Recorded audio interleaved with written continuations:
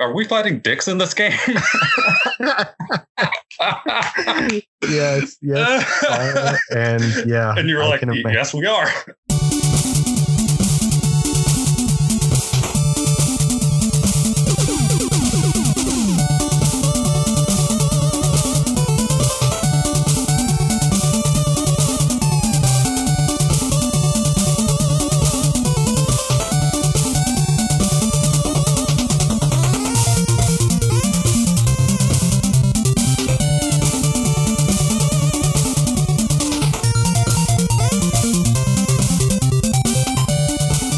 Welcome to the Deep Bass Podcast, where we take a hard look at the element that makes or breaks games, the music. I'm Peter Thomas, and I'm joined by my co-host, Cody Haltom, and we are happy to have you along with us on our journey through Persona 5. How are you, Cody? I'm all right, man. How are you?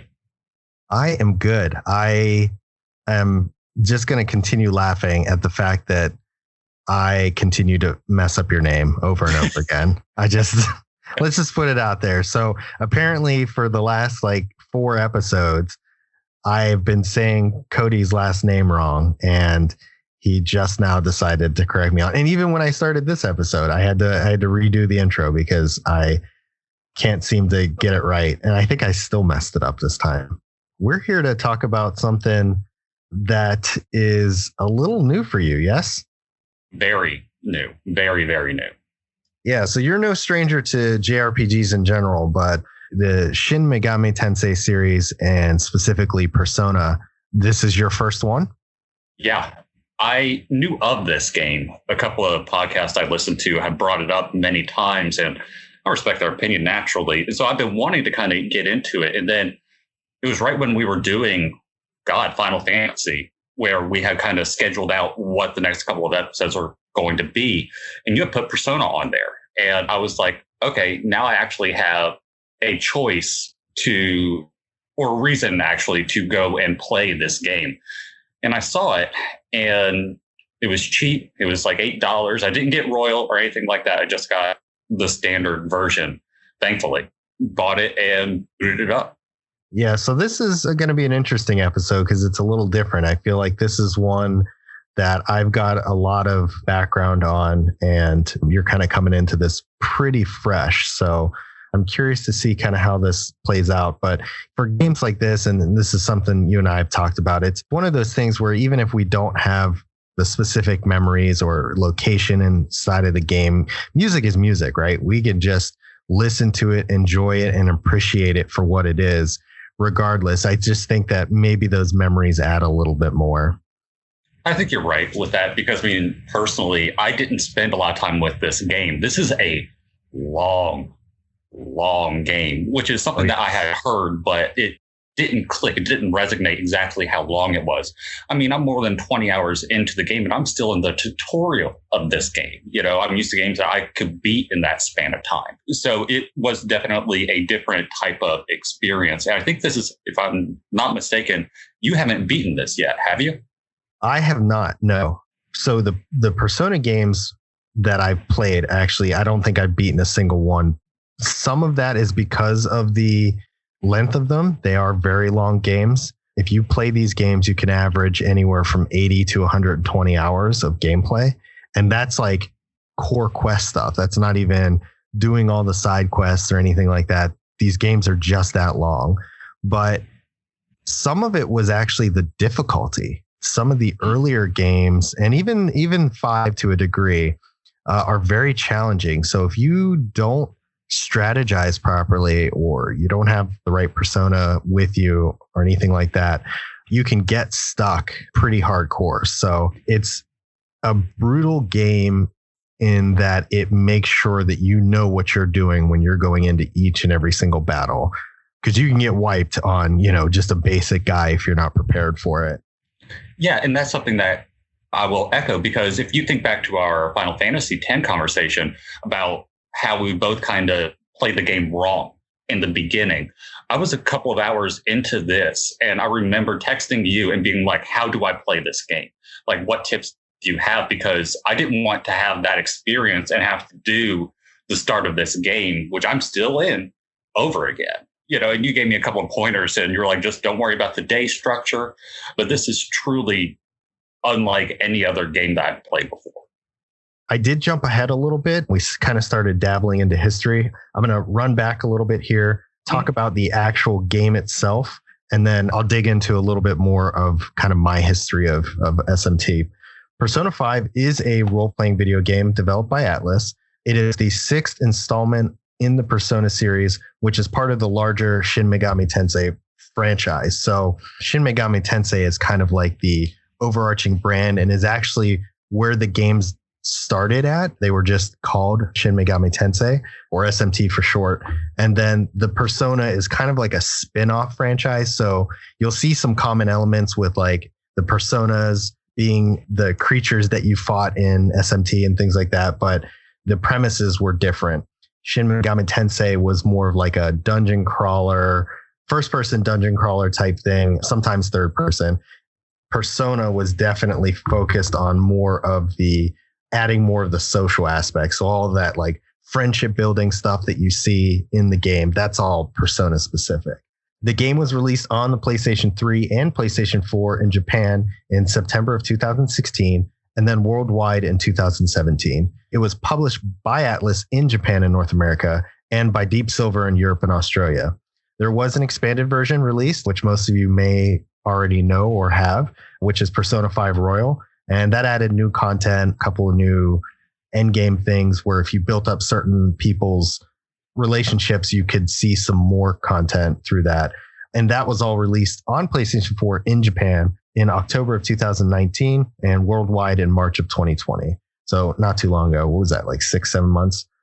But all of the music itself was composed by Shoji Meguro, which is actually pretty impressive because he's actually been the only person who has done the music in the SMT series, along with a couple other titles that Atlus has put out.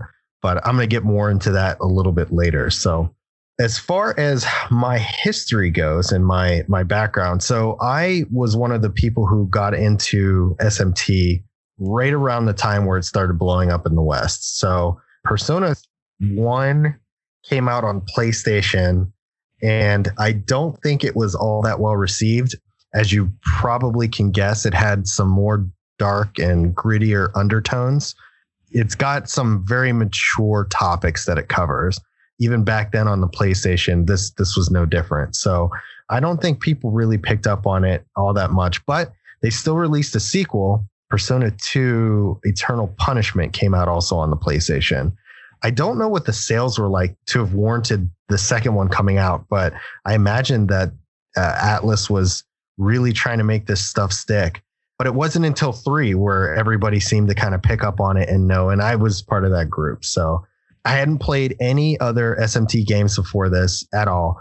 But when I played Persona 3, all I wanted to do was devour them all over the place. Back then, to get a hold of Revelations Persona, which was the first one, it was well over $200 or more for a copy of that because of how rare it was. And then with the popularity of Persona 3, it just like blew it out of the water. I bought my copy of Persona 5 because I owned every copy since then. And it took me 2 years to actually start it. So the game itself came out in 2017, and I only started it just last year. I'm about 40-ish hours, maybe 45 hours in. So gauging by people's average playtime, I'd say I'm about halfway through, but I honestly think it's going to take me a lot longer than that.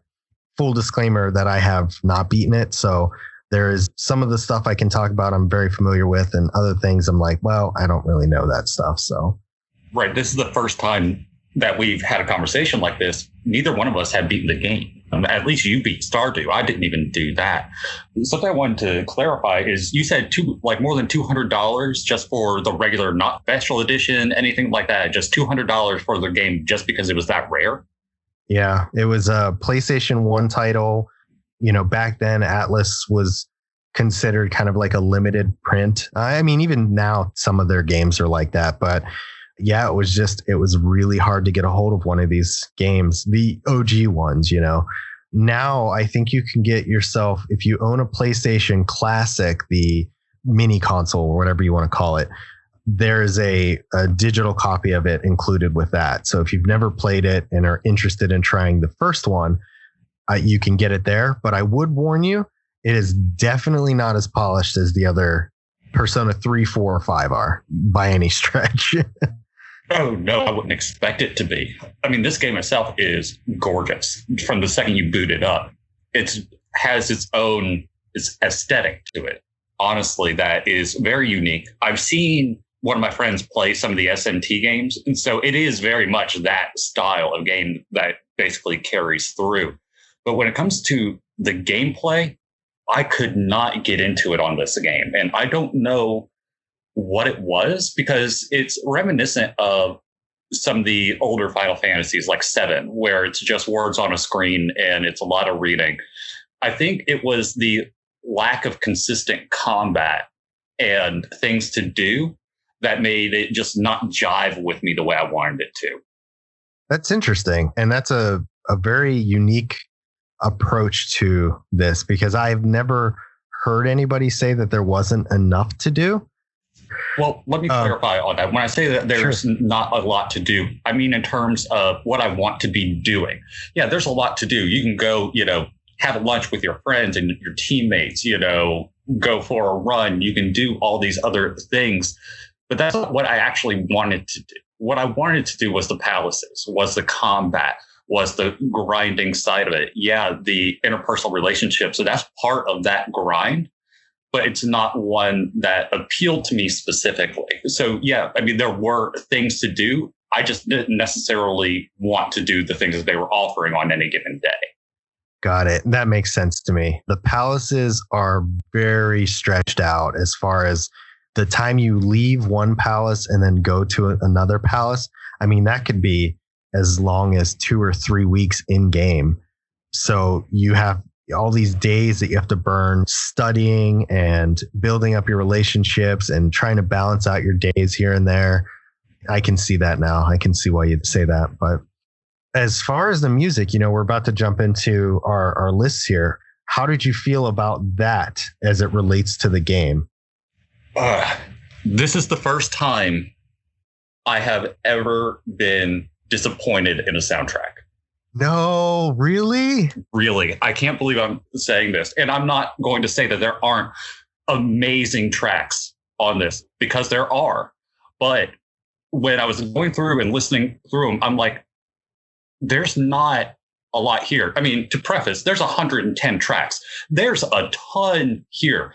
But how much of it did I find was something with substance to it? That wasn't just ambient kind of noise for when you're in school or when you're at home, those type of things. There are some actual, honest to God, amazing songs on this. And whenever I booted up the game, I was like, oh, this is why Peter put this on the list. So this is a very unique sound and soundtrack. So based off the little bit that I played and the little bit that I heard, to be fair, I only got to halfway through Palace 2, for context for those who have actually played the game. So I haven't heard a whole lot of variation, but what I heard, I liked. I was optimistic. And so I think I set the bar myself too high based off the tracks I had already heard. And I was expecting it all to be the same, or at least more consistent in terms of what I liked. So honestly, my number 5 is a direct kind of reference to that. I could have put another song on there, one from your list, which is another good list. But I think actually my number 5 kind of sums up that feeling completely. Jump right into it. Tell me your number 5. Sure. It's called Swear to My Bones. This is basically the perfect example of why I was disappointed in this soundtrack, because everything is here that should make this an amazing track to me. It starts slow with some piano, then it adds in a little bit of percussion, and then it adds, one of my favorites, electric guitar, and then it does absolutely nothing with it. It's like it's building you up to give you that vibe that this is going to be something great and epic. And it just never manifests into anything. And this song is basically sums up a lot to me of what the soundtrack is.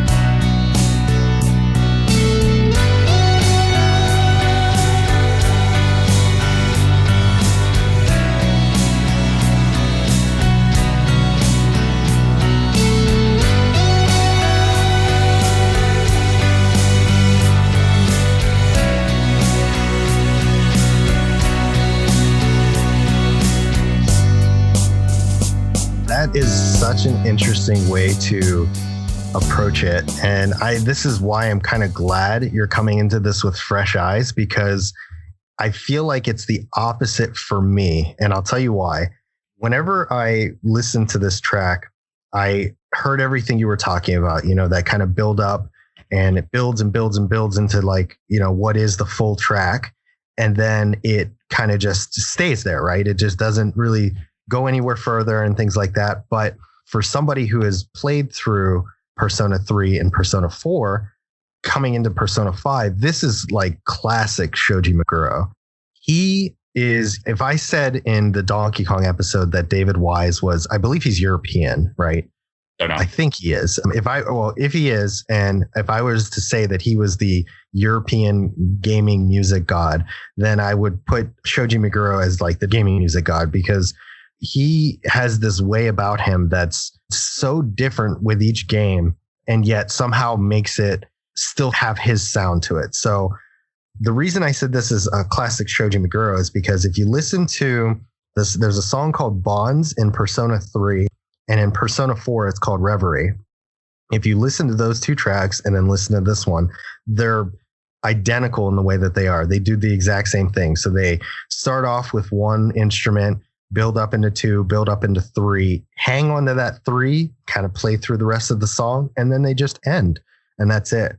I understand from somebody who is just listening to this one why they would feel the way that you feel. But at the same time, it's like, this is what I've come to expect, know, and love from this composer. So it was an interesting, I was reading your notes and I'm like, yeah, this is an interesting take. And I like it. It's different. And I'll be curious to know how other people see this, both as people who have never played the series and kind of just got in with this one, especially because, with Joker being in Super Smash Brothers, that's like a big jumping point for a lot of people to try new games. So I would love to just like poll everybody, if you're an existing fan of the Persona series or if you're new, and how do you feel about the soundtrack?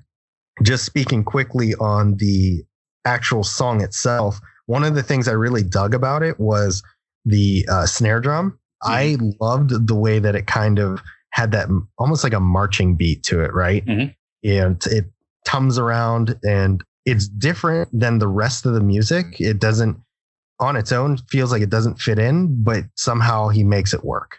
It all jives together really beautifully and just meshes really well. Yeah. And like I said, I really only had 4 tracks that I really wanted to say that I love, or I'm like, hey guys, you need to listen to these tracks. So I was glad actually I had a spot where I could put this. Not that we couldn't have worked it in somewhere else into the show. But yeah, that basically, this track here kind of sets the tone for what the majority of the soundtrack is kind of like versus the bangers that we have on our list. All right, man, I need to hear about your number 5. This is a really funny one for me. My number 5 is called Punch Ouch. And it is exactly what you think it might be. So in the game, you basically stay in your uncle's restaurant. And the top floor, you kind of have your own room and your digs and things like that. And that's kind of where you set up camp. As you go through the game, you can start adding different things. So you can get yourself a TV and you can spend time watching TV or picking up movies from the rental store and stuff. And one of the things you can pick up is like a console that is reminiscent of a Famicom, which is the Japanese Nintendo. There's games that you can play on this and it builds up different stats of yours, and one of them is Punch Ouch.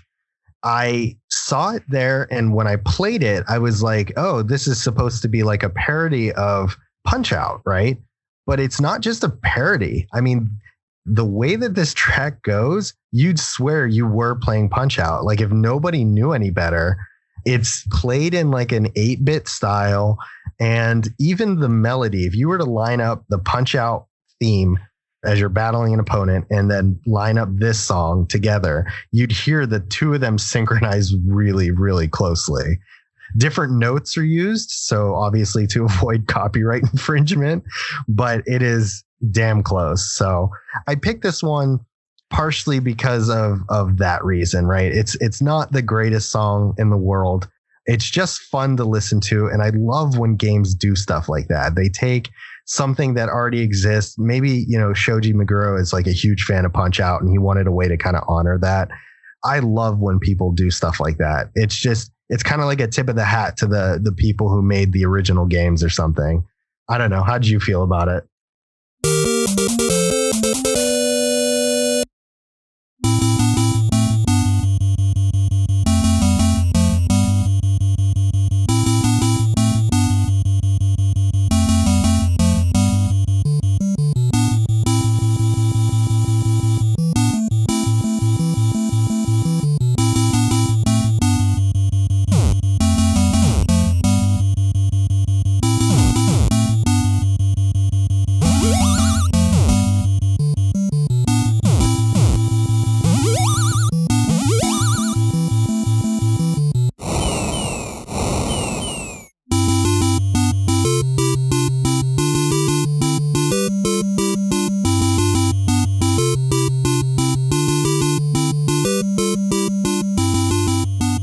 When I was listening to the soundtrack, I didn't know that this game mechanic was in Persona at all. So I didn't know that you could play a video game inside the video game.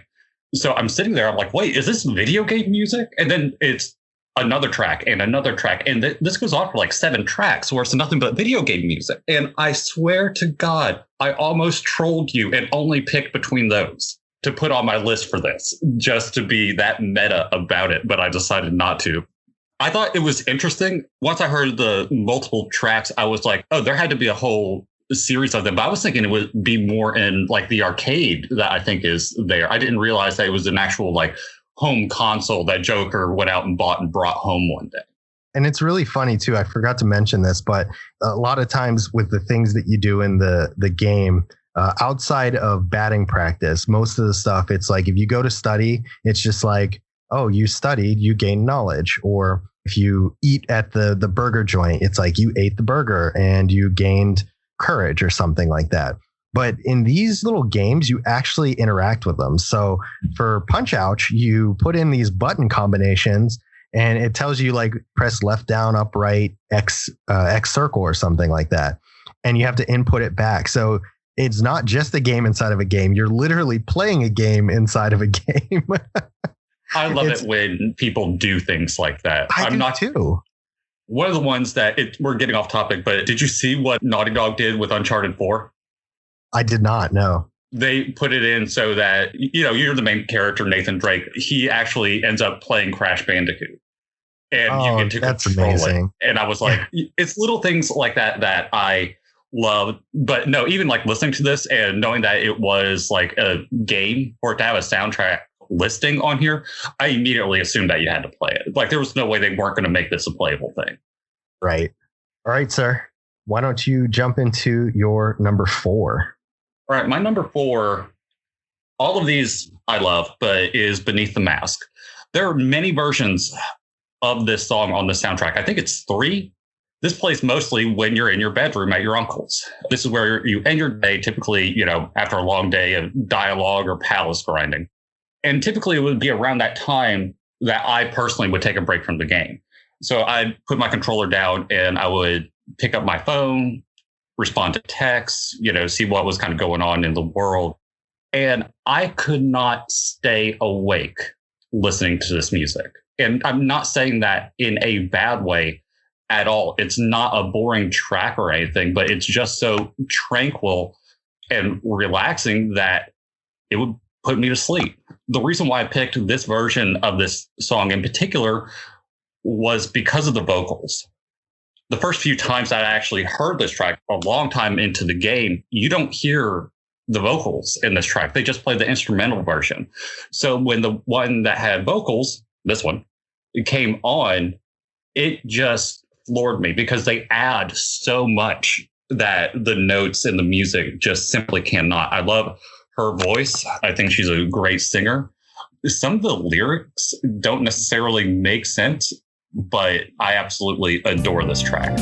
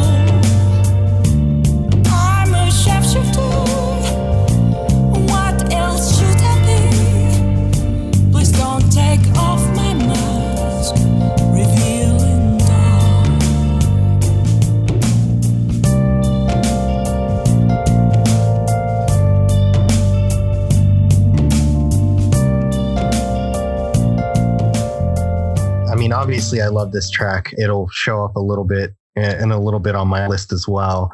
But there's something haunting about it. Even when it just first starts, those little chimes in the beginning, or that electronic piano, or whatever you want to call that sound, it starts off already very almost dreary, but the lyrics are super dark. I had some written down because I wanted to mention them for your piece of it, because the one that I went with is not going to have it. But the one lyric that I really liked was, there was a mirror right in front of me. That's where I find an empty glass reflecting the sad truth. It's telling words not to be told. I need the mask. And I was like, wow, when you're playing this game, there's a lot of inferences with the mask and what that means for your characters and what they're doing and things like that. But to say that you are nothing without the mask, like, that's some deep shit. I think we all kind of feel like that sometimes, even in our own personal lives, that if we don't have a certain thing that makes us us, right, then we're just this empty glass. We're not really much of anything. I don't know that that's the way we should look at ourselves, but it kind of is what it is, right? Yeah. This is a really dark track. Even the vocals, I mean, like, something else you brought up, I actually did research. You'll be proud, I read the lyrics this time, prepping for this. And one of the things I noticed and read up on is, hold on, let me get the actual line of it. Okay, this is going to feed into one of the questions I actually had about this track. But the line specifically says, I'm a shapeshifter at Poe's masquerade. And looking back, I kind of understand the shapeshifter, trying to fit any mold that you kind of can. But what I didn't realize until I was doing research, At Poe's Masquerade is a direct reference to Edgar Allan Poe. Once you kind of glean that, you're like, this song makes a lot more sense than it did at its first pass. Yeah, even the lyrics just after that, hiding both face and mind. I think it's very reminiscent of what masks are meant to do. It's meant to hide who you really are, and you become something that you're not supposed to. So a shapeshifter, right? You can be whatever you want behind a mask. Think about even in the superhero realm, most superheroes hide behind a costume or a mask or something because they don't want to be seen as whoever they were, because that person's not really all that great. They're just ordinary, normal people. But put on a mask, put on a uniform, put on something like that, all of a sudden you become something fantastic and wonderful. Whatever you want to be, you can be with a mask. The mask debate is something that we will be talking about later with a couple of our tracks that are on here, because that's really one of the few things that is referenced kind of throughout. And I think some of the questions and some of the things that I have about them, I think we'll be able to discuss and answer, or I'll have answers to once we have our discussion. Sure. All right, bud, what's number 4? Number 4 is Tokyo Daylight.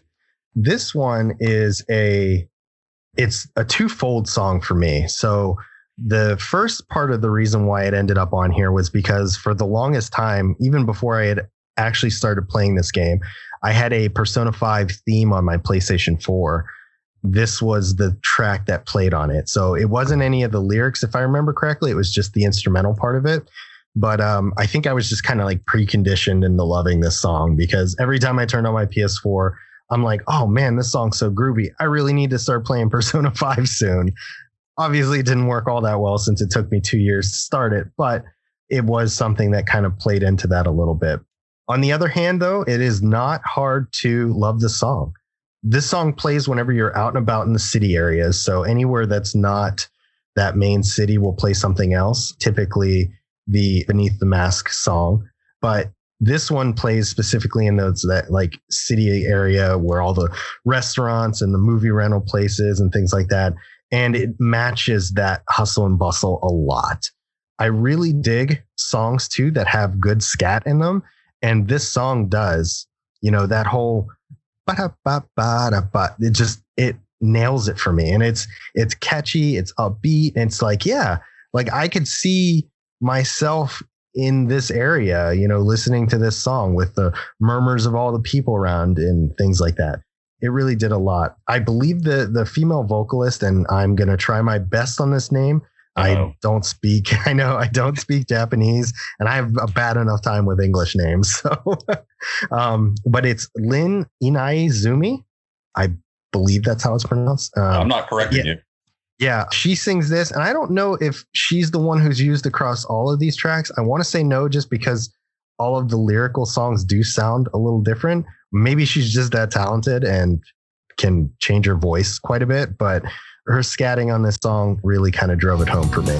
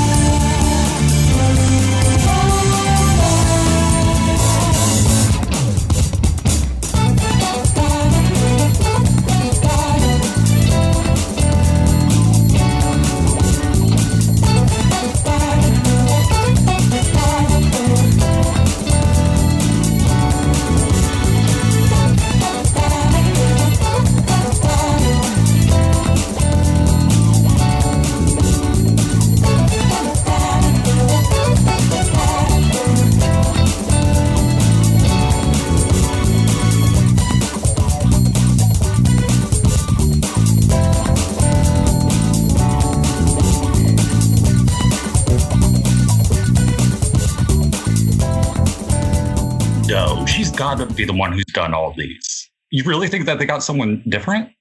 I don't know. It's hard to say because they all sound very differently. Like there's a track on yours that the girl's voice is so deep. And I'm like, if you have a deep enough register to be able to go that low, I don't feel like you would sound the way you do on this track. But I could be wrong. I don't know. I'd have to look it up myself, honestly. Yeah, I would too. I want to say that it's all the same person. And even if it's not, I mean, shout out to all the artists that worked on this and the localization ports as well, because you guys did a bang up job. The main note that I had for yours is this is Tokyo.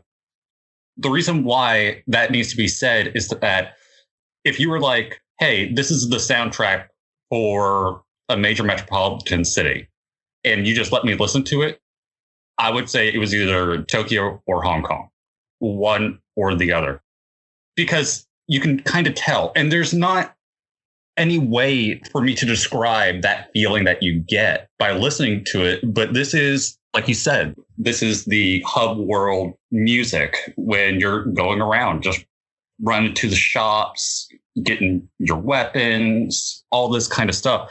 This is what you hear. Apart from when you go into actual locations, you hear other tunes as well, which all of those are listed as separate tracks too. But no, this is a very energetic song. It is far from the most energetic song on the soundtrack or even series of songs on this soundtrack. But in terms of like the ambient background noise that you hear, this is up there with some of the most energetic and bustling, if that makes sense. Absolutely. And I agree. There's just the right amount of energy to fit for that city theme without being too busy, as some tracks could have been for this particular area. Yeah, I completely agree. All right. Number 3. Let's hear it.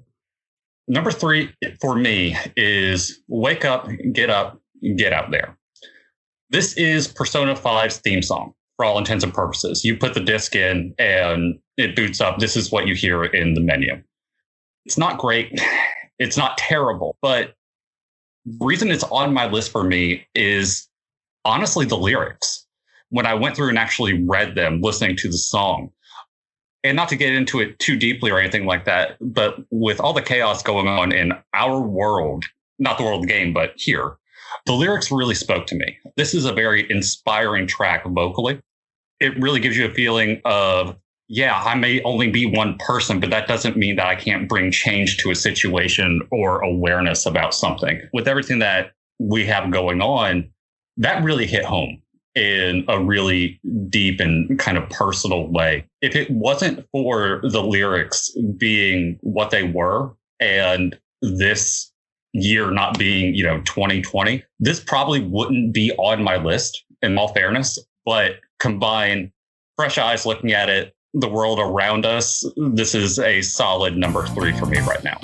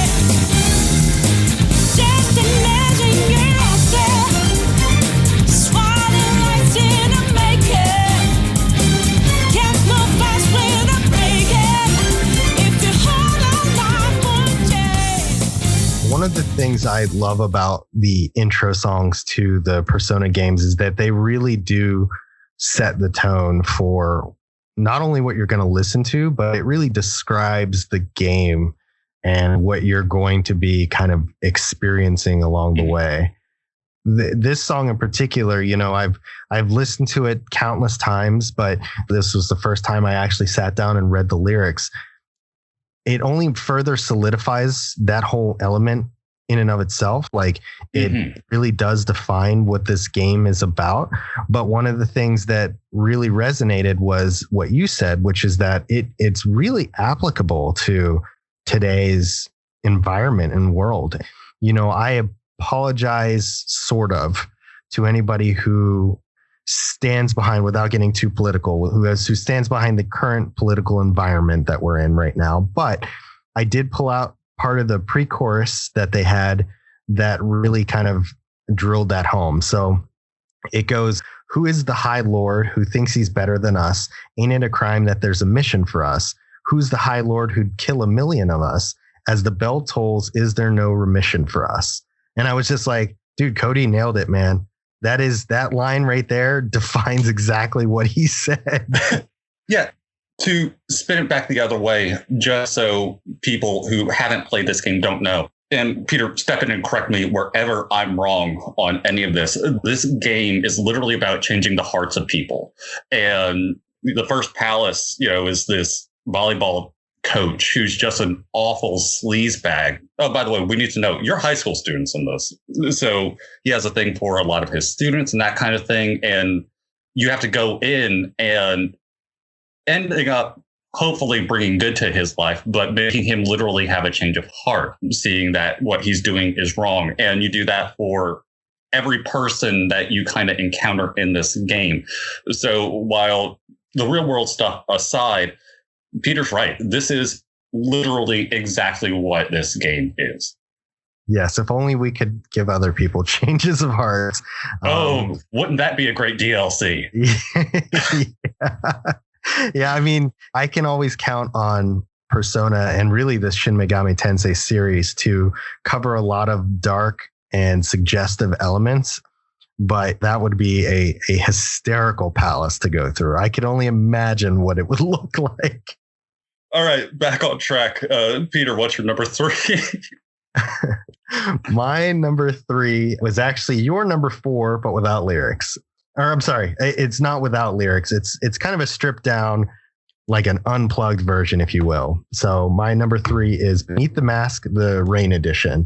I don't know how to actually say that. It just says Beneath the Mask Rain, but it is like a Rain edition. So it is the exact same song that plays in your room out in the main city or the main area where your room is located in, but it plays while it's raining and it's very stripped down to a couple of elements. I believe there is the piano that's playing there, the lyrics are there, and maybe a light, I can't remember if it's drums or bass.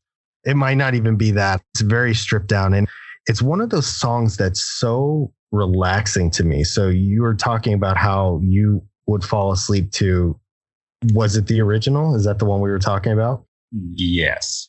Yeah, I think that was it. This would be something that I'd fall asleep to. So you want to talk about putting on very like meditative music or anything like that. And for those of you who are big on going to YouTube and looking for the lo-fi hip hop music, there is a lot of lo-fi hip hop persona tracks that are out there. And this is usually one of the ones that are on there because it's that chill. Every time I hear this song, it gives me chills. I personally, in my real life, am a big fan of rainy days. I enjoy the sound of them, especially if there's, thunder and lightning and things like that. But rainy days are just very relaxing to me. So throw a track like this over top of one, and I'm all there for it. One of the things that really make the song stand out isn't what you hear on the track, but it's the placement itself. Just the fact that it will show up for those days only. And then every other day, it's the normal Beneath the Mask. So it's pretty cool.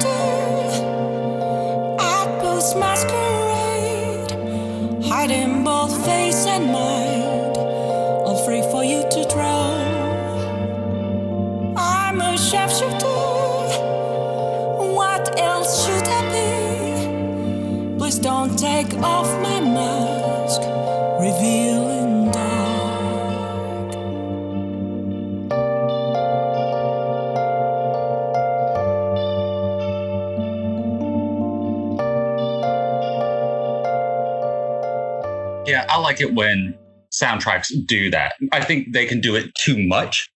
And there might actually be a game I'm thinking of on this, like our list, that does it too much, but we'll get there when we get there. But yeah, I am very much like you. If it's raining outside, my productivity level goes to completely non-existent. Like I just completely shut down. Turn off the lights, give me a blanket, let me lay down, and let me just listen to it. The rain is definitely one of the things that helps me relax mentally and emotionally as well. I don't find it taxing or draining as other people. I mean, it's been raining cats and dogs, severe thunderstorms all day here, and I have loved every minute of it. Yeah, I feel like rain often brings depression on people. They feel the sun's not out, they feel depressed. And some of that is chemical, but the other piece of that is people just don't like it. They feel like they can't do anything. You're trapped inside. You're limited in your options of what you can do. And I've always felt the opposite. I'm like, that's okay. I'm a homebody by nature. So I guess it's a little unfair to say, but I really enjoy it. I did check through my notes really quickly because I was curious about it and I knew I wrote it down. The drums are gone and the bass is gone. So it's literally just the electronic piano sounds and the lyrics. So it is really stripped down. And I knew it was pretty raw, but I wasn't sure how raw it was. And yeah, it's just those two things. In our defense, there are, like I said, I think 3 versions of this on here. So they do kind of blend together at a certain point. 3 versions of this and 110 tracks. Man, this was a doozy. If you notice, everyone listening, if Cody put something on the list, it's 45 tracks at the most. Tony Hawk was 11. I know. And then Peter comes along, and all of a sudden we have a minimum, I think, of like 80 some odd tracks, and now we're up to 110. Someone please rein this man in. I cannot be contained, okay? I love my video game music. That we all know. All right, on that happy note, let's hear your number 2. Okay, this is kind of interesting. The song is Rivers in the Desert. Whenever you listen to the soundtrack in its proper order, the instrumental version of the song plays first. When I heard that, I could tell this track had vocals. Something was just missing. Musically, even though I hadn't heard the vocalized version, the instrumental version was instantly my number 1. Clearly, it's my number 2 now, but we'll get to that in a second. Then I think it's 2 tracks later, I heard the vocal version, and it is so unique. It is unlike any other vocal track on this entire album. Specifically, I think that there's something about the cadence of her voice, not just, how deep it is, but specifically the rhythm that she gives the vocals that gives this track so much more so than just the context of the lyrics themselves.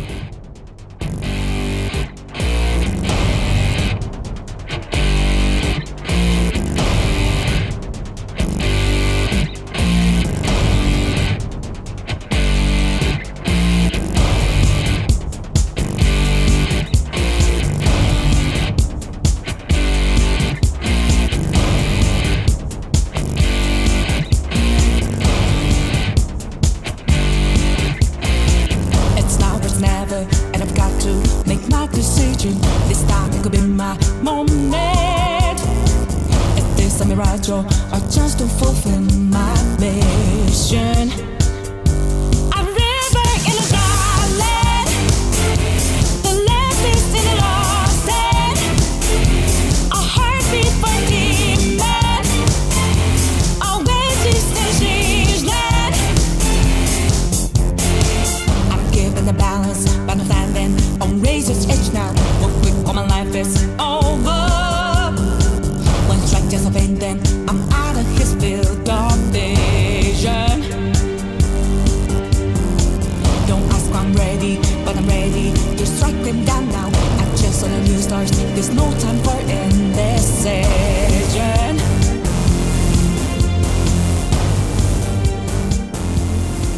This was the one I listened to when we were talking about, is it the same artist who sings this? While we were talking, I hurried up and did a quick Google search. It is. So I think you're right. I think it's the same person who sang all of the lyrics on all of these songs. I am just absolutely impressed by her range because, I mean, you've listened to this now. How different are each of the lyrical tracks? I mean, they're amazing, right? Yeah, honestly, all joking aside, Peter and I assembled our list to have a conversation. Easily, this list could have been just vocalized tracks. We didn't do that, either one of us, but I came in here after I had compiled my list expecting to see Peter's just nothing but vocalized tracks. We didn't, but that's how good all of these tracks are and so unique and diverse from each other. So going back to the pick itself, I had a lot to say about it because I'm surprised that it didn't end up on my list. I'll talk about that in a bit here because there's a lot. But when I heard this and I started listening to it again, the heavy rock start in the beginning and that build up and everything, I could easily see why this landed on your list because it kind of fits right in line with what you typically prefer as far as music goes. I was nervous at the start of the track because I was thinking to myself, oh my God, Cody just gave me another monotone track to listen to. No, I didn't. But you didn't. And what I found out as I listened to the track was that not only is it not monotone, but that style is actually intentional because it harmonizes really well with the bass line. And it took me a couple of plays to hear that out. And I was like, oh my gosh. So it went from being like, oh, this is a good song to, wow, this song is actually genius in some levels. Yeah, a lot of cool stuff in there.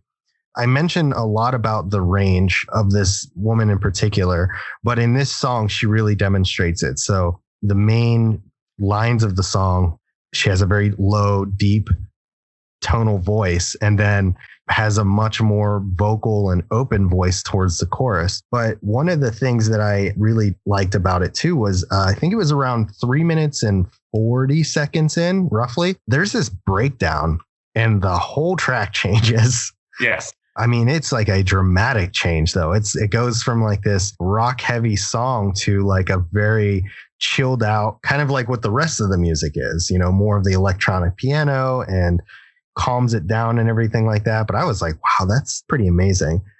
And then the lyrics were, wow. I read them as I listened to the song, and I adored the way that this is written. It's almost like the irony of a few different things that they go over, but they're saying like, basically the premise behind the song is like, how do you create something out of nothing? Again, we're just going back to what I had said before. It's like, that's what this game is. You're trying to take somebody who is set in their ways and focused on being this person that they are. How do you take what you want them to be from the polar opposite of what they actually are? Yeah, the lyrics are just that. I had a hard time actually trying to put into words kind of what they meant to me. Unlike Wake Up, Get Out There, I knew exactly what that was to me. This, I couldn't pinpoint it. And that's why it said more to the cadence and what it lends to the track. Because did you ever go back and listen to the instrumental version of it? I don't think I did, actually. I think I focused strictly on the lyrical one. Okay. If you get a chance and are curious, go like by comparison, the other one, which again, I had listened to and what said was going to be my number one, it is so incredibly empty without the vocals. Because with some of these other tracks that we have, they often will plug in another instrument to kind of take place of the notes and the melodies that the vocal track hits.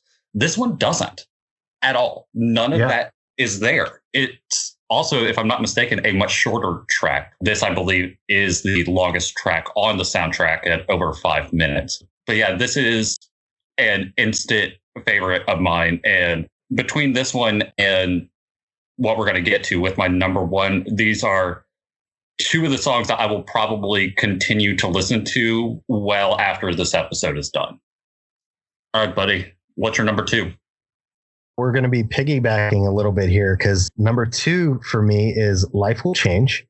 This is the song that plays right after you deliver the calling card. So for those unfamiliar with the game, you explore a person's palace, which is basically their innermost thoughts and desires. And when you get to what you're looking for is their treasure. It's the one thing that they hold most valuable to them, which is supposed to be like the representation of who they are as a person. And once you get to that, you basically are delivering them a calling card, which says, I'm calling you out for all of the BS that you're doing right now, and I'm going to make you change, and you're going to have to face me one way or another. So once the calling card's been issued, the song comes on, and it's phenomenal. I'm not normally a fan of losing your battle music. And I say that because this song kind of overrides everything. So it plays while you're exploring the palace, and it plays through the battle themes up until you get to the boss of that palace. So I'm not a fan of losing my battle music typically, but this song's a lot different. It starts out with a nice bass drum and cymbal hi-hat that kind of set the pace of it. And then this funky ass bass comes in. And I imagine that whoever was playing the bass to fill in that part had just a grand old time doing so. And I said that there is a instrumental version of this track as well, but no, the lyrical side of this song, it's just as important to me as the actual song itself.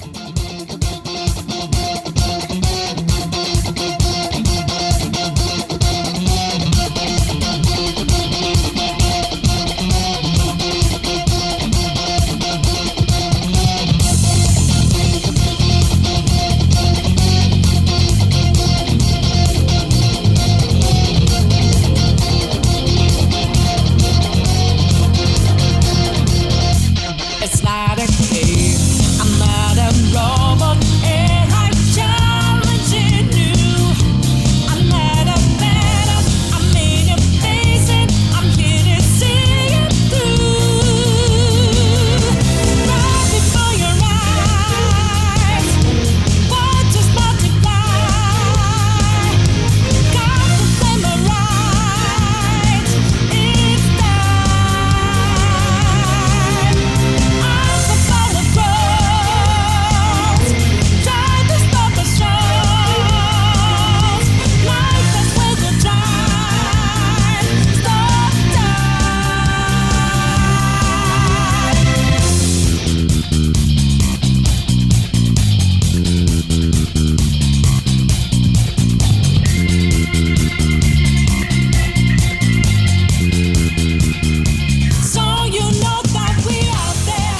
is a very interesting thing that you took away from this, particularly with your memories, because I come completely differently. This is my number one with a damn bullet. I love this track. This is Persona 5 to me, but my memories aren't associated with the palaces, maybe because I only beat the one. This music for me is when you first start up the game and you're in the casino. That's the memory that I come back to because, like I said, you had put this on the list. I started up the game and it wasn't until I was running around as Joker in this vibrant setting, destroying these creatures and using my persona and all this other stuff, seeing this great style, this anime that's in here, where I had to sit there and I was like, oh, this is why Peter put this on the list. Like instantly I understood and I was so excited to get into it. That's why we talked before and after each episode about what we have coming up. And you were like, are you okay with doing Persona? And I was like, yes, because I wanted to hear more of that. When I talked about my number 5, this was the bar to me that the rest of the soundtrack was kind of pitted against, which I did myself, which is completely unfair. But everything between the symphony in this, particularly the strings, oh my God, I cannot get enough of this track. Yeah, I mean, it's really an incredible song, and the utilization of it throughout the game, it's perfect. It fought close for my number 1 spot, but I just couldn't give it away for reasons I'll talk about. I can see why it lands on your number 1 because it is that good. If I could have 2 number 1s, I'd give it to this Joker. No pun intended. Yeah, very. Christ, I hate you sometimes. I know.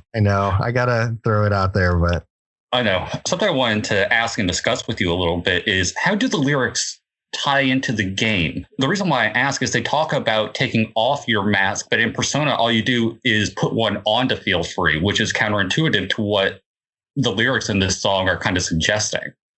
What I got from it, whenever I was reading them as I listened, was it wasn't so much that they're taking their masks off. It's they're taking off the mask of the person that they're trying to change. So throughout the song, they talk about a lot of the whole, if you don't let go of these old ways of yours, you're never going to change and things like that. And then when they get to that part you're talking about, they're saying, you know, I took that mask off and you'll feel free, that kind of thing.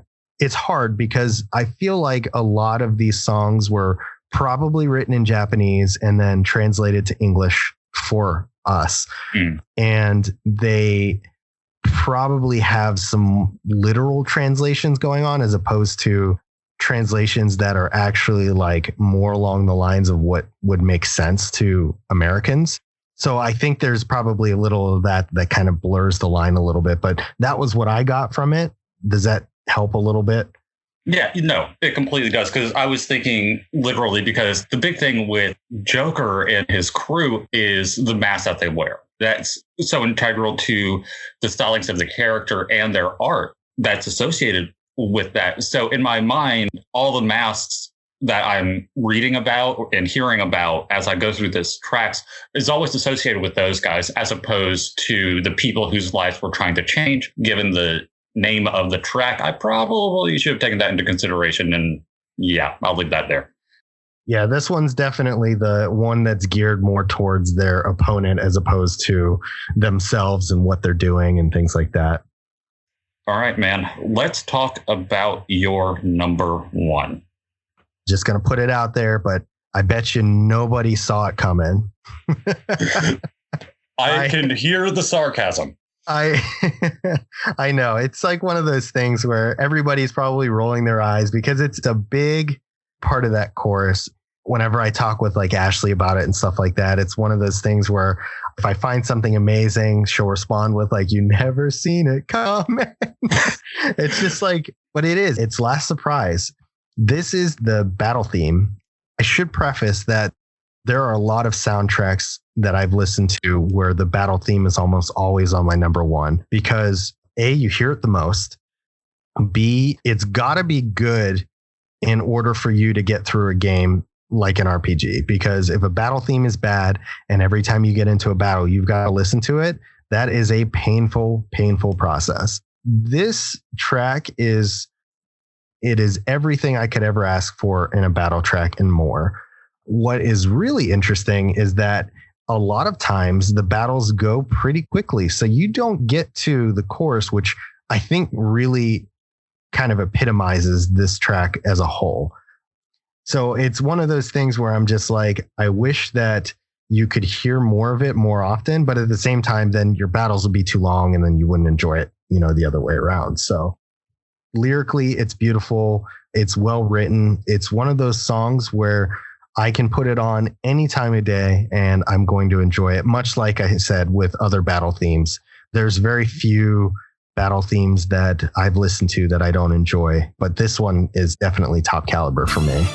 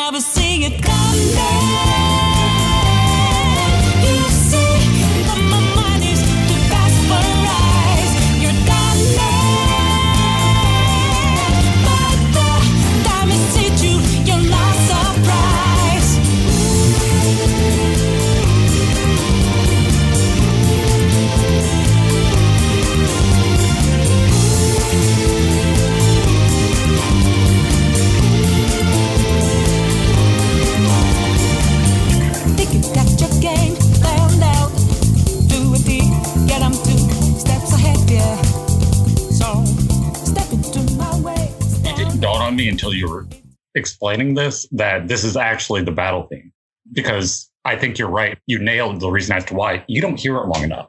From my understanding, the way the combat in a Persona game is supposed to work is if you can't kill your line of enemies within like 2 to 3 turns, you're dead. It's designed to be very fast paced.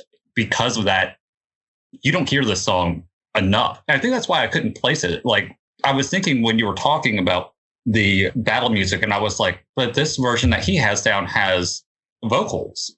And I was like, is there an instrumental version? And I overlooked it, so I'm like, did Peter put down the wrong one? But no, you hit the nail on the head as to why. A little fun side thing, because you brought up Ashley earlier, because you hadn't beaten the game and I knew that she had, I had been messaging her questions I had about this game in particular. She was like, oh, are you like about to start it up? Not understanding the context as to why I was asking. And I told her that we were going to record this episode, and she didn't get back to me for a while. And I didn't read the text, but my phone just went off a little while ago and it was from her. And it just says, if Last Surprise isn't number 1 on there. And I was like, well, one of us messed up. So I just thought that was funny. But no, it is a good track. I do wish that we could hear it more. I don't think it's really utilized in any other way, is it? Not that I know of. Again, I've not beaten the game, so I can't speak for anything past like just before you get to the 3rd palace. I think that's where I left off. But as far as I know, it's just the battle theme as long as the calling card hasn't been summoned. I was just curious on that front. But yeah, definitely a shame that we don't get to hear it more often throughout the game, because it is a good track. There's absolutely no shame or nothing bad I can throw at this at all. It's one of those things that I feel like there's so much good energy that's spent on battle tracks for the very reason I mentioned, that if you have a bad battle track, then people are going to not enjoy the combat. And it's a double-edged sword, right? It's like, you want the track to sound great because you don't want people to be bored to tears or be in pain when they're playing through these battles. But at the same time, you don't even get to experience all of the magic of them because they go so quickly. And you're right. If you don't battle correctly in Persona, you will die over and over again. Right. There's a certain cadence. All right, this enemy's weak against bullets, so I got to shoot him. That'll make him weak, so my Morgana or somebody can go in there and do a little bit of damage or a little bit more than they would. You have to know the mechanics of this game. And I think that may be another reason why I couldn't dive into it as much as I wanted to. But I also think, to a degree, that's almost the fault of the composer. Nothing against the composer. Obviously, he does great stuff. But like, if you know that this is a battle track and you know like how the game is going to be structured, and it's going to be structured to have really quick battles like that, why put this as that theme? Does that, like, I'm not trying to dump on it at all. I'm just like, I want this track to be heard more. And it's such a good track. I wondered why they used it for the battle music. No, it's a good point. I guess I never really thought of it like that. Like, why would they not utilize it somewhere else and put one of the more instrumental songs as the battle theme, or even just an instrumental version of this and put the lyrical version somewhere else? Obviously, they're not afraid to do stuff like that. You know, we have at least 4 songs on the soundtrack that I can think of that have both a lyrical and an instrumental version. I don't know. I never really gave that much consideration, but that's a good point. I don't know why they would choose that route, but there's something oddly satisfying, though, about preparing for an all-out attack and having the all-out attack happen just as the chorus kicks in. It's one of those things where it's like, all-out attacks are already very rewarding feeling in general, but man, when you're kicking somebody's ass and that lyric, that chorus comes on, I'm just like, yes, this is what I'm living for. This is why I play Persona. Honestly, it is because the soundtrack is as good as it is. You know, like I said, this game wasn't necessarily my cup of tea. I was largely disappointed in the soundtrack just because of the sheer number of tracks versus gold that you actually get out of it. That's the only reason why. But having said that, I mean, a lot of these songs, nobody would have any issue putting on any of their lists at all. Well, Cody, we've made it through another episode. Persona was a fun one. It's hard, like I said, not to love that soundtrack just because it's so diverse. There's something on there for everybody, I think. No, I would absolutely agree. I mean, you look at just our list and we got everything from like 8-bit to orchestra pieces on the soundtrack. If that doesn't show you the range and diversity that we're talking about, then see yourself out. It is interesting. I was like, how is this going to go? Because this is the game that I personally knew the least about. It's one that neither one of us had beaten. And this soundtrack is just absurdly long. So going into it, I was interested to see how it was going to go. But we said it before, we'll say it again. You and I can pretty much sit down and talk about video games for a while. So we'll be good. Right. Just to wrap up, did you have any other final thoughts? Anything about the soundtrack, the game itself, anything like that you wanted to close out with? I will say that as I was doing a final pass last night, not necessarily of the soundtrack, but I actually pulled up some YouTube videos. Too lazy to do it myself and actually play the game again. But going through it, it's a story and a experience that I wish I could get into. I can get into the story. I want to know what happens. And so I even looked up a Cliff Notes summary of the entire game, because honestly, I don't plan on playing it. It's just not my pacing, like I said. But there is something about the story that I love. So I think I will end up doing that because I am curious who these characters are and what they go to the start of the game and what that is. These are things that I want to know. So I am invested in the story. I just can't get through the mechanics of the game in order to experience it. But I am going to go Avenue B and actually figure out what actually happened in this game. Yeah, it feels like sometimes we run into games like that where it's not really our cup of tea, but we are invested in the story. So just look up like a Let's Play or something like that and kind of get the same experience. And hey, whatever gets you the content doesn't really matter. But I definitely think this is a game that's worth investing the time into. But So for me, I just had one quick note that I had actually forgotten to mention this back at your number 3. And then I've got a question for everybody. And I think I'm going to make the questions thing, I guess, an element of this going forward, because I like posing this out for everybody and it gives them kind of a way to involve themselves. But before we get to the question, so the one thing I noted about Wake Up, Get Up, Get Out There, which was your number 3, was that I looked up the discography of Shoji Meguro because I was actually morbidly curious. You know, I wanted to know, was he the only one who worked on the Persona games? Did he do the other SMT games and so on and so forth? He has actually done every single SMT game. Whoa. Every single one.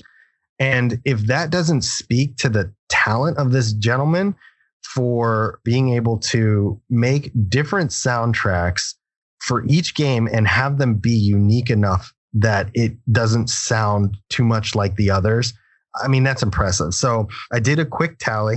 There was over 30 games total, and 25 of those games were SMT games.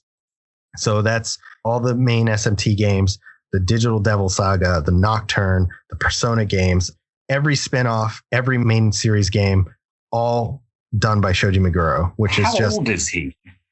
No clue. Not a clue. I mean, Not it's that has like any reference, but like, dear God, that is impressive as putting it as too big of an understatement, honestly. Yeah. Shoji even touched Catherine, and there was one other game on there that stood out to me, and I'm drawing a blank on it now. Well, these guys did do Catherine too, didn't they? That makes sense. I want to say that the whole team did Catherine. So everybody who worked on Persona actually did Catherine together. And trust me, as much as I would love to do the Catherine soundtrack, I know it's probably not feasible. So anyways, I just wanted to note that. So with that caliber of skill, it's one of those things where I would just tell you, once you're done listening to this episode, I would urge you to find one of their games and play it, because if nothing else, you're going to enjoy this music. It's outstanding and stands on its own 2 feet, whether you like the games or not. And that should be evident by even Cody's response. He's not going to play the game, but damn it if he won't listen to that soundtrack again. At least these 4 tracks right here. Right. All right. So my question for the listeners is, who is your favorite Persona? Or if you can't pick a specific Persona, the Major Arcana that you like to use in Persona 5. And Cody, I believe you do have an answer for this one.